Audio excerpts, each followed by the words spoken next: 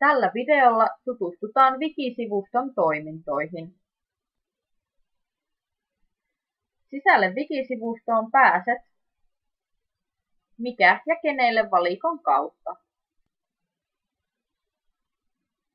Vasemman laidan sivupalkista pääset näkemään kohteet ja pääluokat.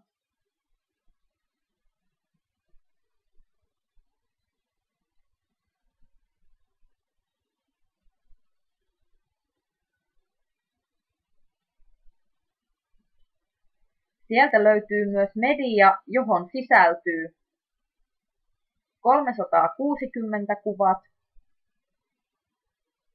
videoita sisältävät sivut, perinteisiin wiki-artikkeleihin luokiteltavat sivut sekä ääntä sisältävät sivut. Pääset sieltä myös paikkatietoon ja karttaohjelmaan. Kartan näkyminen riippuu tietokoneesi Java-asetuksista sekä käytettävästä internet-selaimesta. Mobiilipalvelujen kautta pystyt tarvittaessa lataamaan OpenMetsan älypuhelimeesi. Tarjolla on myös ohjeita. Valikon kautta pääset näkemään etusivun, hakemaan tietoa kaikista sivuista, kahvihuone- ja ajankohtaista liittyvät tiedottamiseen. Tuoreista muutoksista näet viimeisimmät muokkaukset sekä niiden tekijät. Satunnaisen sivun kautta voit selailla OpenMetsää. Täältä löytyvät tarvittaessa myös nämä ohjevideot. Tiedostoluettelossa ovat kaikki OpenMetsään tallennetut tiedostot.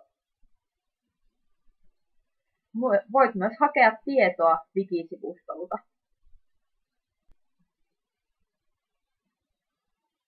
Tänne viittaavilla sivuilla voit nähdä kyseiseen artikkeliin viittaavat muut sivut sekä näiden sivujen muutokset.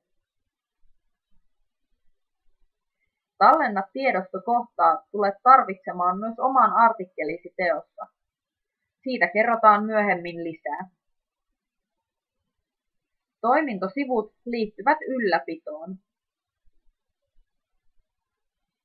Tulostettava versio avaa sinulle sivun tulostusnäkymän. Ikilinkki on sivun pysyvä linkki. Täältä näet myös OpenMetsassa mukana olevat tahot. Kielen voi vaihtaa englanniksi myös Wiki-sivun oikeasta yläkulmasta.